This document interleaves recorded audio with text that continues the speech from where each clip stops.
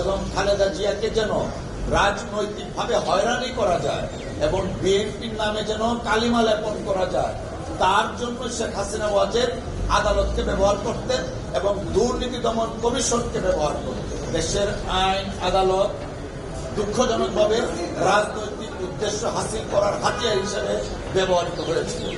দেশ ছিল একটা, শেখ হাসিনা ওয়াজেদের পার্লামেন্ট ছিল রাবার স্ট্যাম্প।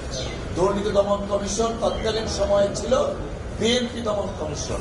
তৎকালীন সময়ে দুর্নীতি দমন কমিশন শেখ হাসিনার বিরুদ্ধে যে স্টে ছিল, সেই স্টেটার বিরুদ্ধে আপিল পর্যন্ত করে না।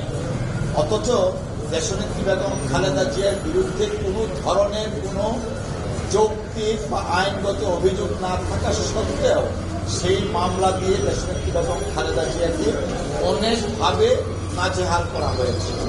আমরা বারবার আদালতে এসেছি এবং দেশনেত্রী বেগম খালেদা জিয়ার মামলাটা চলমান ছিল বিএনপি দমন কমিশন, তারই ফলশ্রুতিতে মামলাটা চলমান ছিল।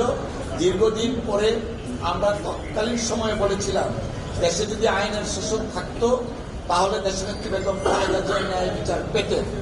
আমরা মনে করি দেশনেত্রী বেগম খালেদা জিয়া আজকে এই রায়ের মাধ্যমে, খালাস পাওয়ার মাধ্যমে আমরা মনে করি তিনি ন্যায় বিচার পেয়েছেন।